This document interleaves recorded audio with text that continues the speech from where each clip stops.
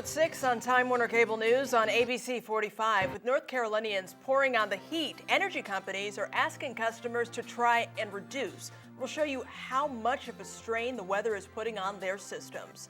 Another morning of freezing temperatures means another morning of delays for most Triad area schools. How parents are keeping their kids warm during this frigid snap. And later, North Carolina's colleges and universities have an idea to streamline the education process. We'll explain this new proposal in just a moment.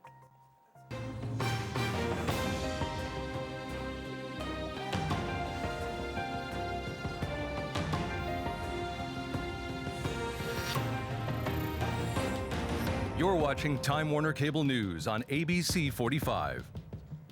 And thank you for joining us tonight. I'm Sharon Stone. Those stories are coming right up, but first at 6, meteorologist Tara Lane is here with the first check of your Weather on the One's forecast. Tara, the day started cold, and tonight it is still cold. It is still cold out later, Sharon. Looking forward to that. Thank you, Tara. Leaders at Duke Energy said the bone-chilling temperatures across the state strain power resources. Crews are dealing with scattered outages and historic usage levels that has officials asking you to conserve energy. Brad Roders is in Charlotte with more details. Time Warner Cable News. Several school systems are again planning on a 2-hour delay tomorrow to help keep little ones from getting too cold out at the bus stop. Even with a late start today, Amanda McKenzie shows us how some students bundled up for that bitter cold. Wrap them up, bundle them up. Warner Cable News. You can check out school closings and delays anytime at twcnews.com. Students at Winston-Salem's Bolton Elementary were saved by the bell this afternoon. School officials say that just before dismissal at 2:15, a small electrical fire started when an exhaust fan shorted out. That fire caused a lot of smoke inside the building, but staff evacuated the students safely to the church next door. Kids even had enough time to put on their hats and gloves to stay warm. The safety of our students and our staff, anybody in the school, is our top priority. So we moved very quickly to get students out, and very happy that everybody's safe. And so we'll be ready for school tomorrow. The district notified parents, and after-school pickup took place over at the church. No one was injured. With people trying to stay warm, fire officials say many of the fires they're encountering are caused by people using improper methods to try to heat their homes. Emergency responders want to remind people not to try to warm their house with things like charcoal, which can cause carbon monoxide poisoning. They say you should not try to heat your home with anything that isn't meant for that purpose. A Greensboro Day Center for the Homeless is extending its hours to provide shelter during this week's cold weather. The Interactive Resource Center over on East Washington Street is staying open late until the area's winter emergency shelters open their doors for the night. We're expecting that this whole week we're going to be busy from the moment we unlock the door to whenever it is we close. On a typical day, about 200 homeless men and women go to that center to attend job skills classes, do laundry, or use a computer lab. Seymour says this week, many more are walking through their doors to get out of the cold. This extreme cold is threatening some North Carolina crops. Agriculture experts say strawberries and grapes may be most at risk. Jenna Barnes has this story from Childress Vineyards in Lexington. Winemaker Jenna Barnes, Time Warner Cable News. Winemakers say they plan to analyze buds on the vines after the cold passes to determine the damage. Strawberry producers say they won't be able to tell the full extent of crop damage until it's time for their harvest. I have long johns on and 2 layers of sweaters and a jacket. A broken heater at the Secretary of State's office in downtown Raleigh had more than 100 state workers bundling up and lining their cubicles with space heaters today. In some parts of the building, temperatures dipped as low as 45 degrees.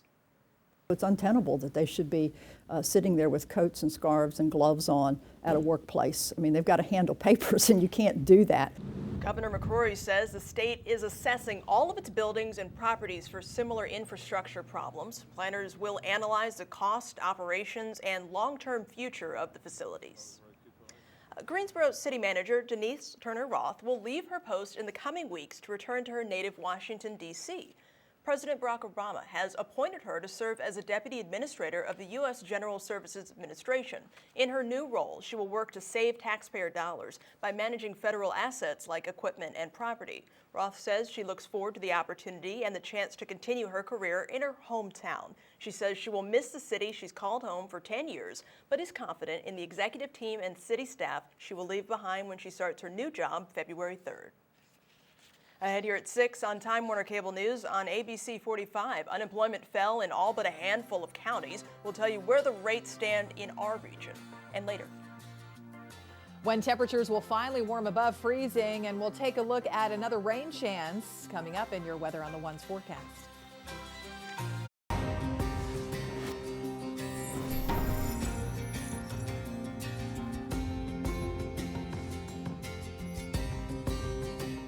the UNC system and community college boards both need to approve this new agreement. It is expected to be implemented during next fall's semester. Your sports is next here on Time Warner Cable News on ABC 45. The Demon Deacons will look for their second ACC win tomorrow in Virginia. Mike Solarte has a preview.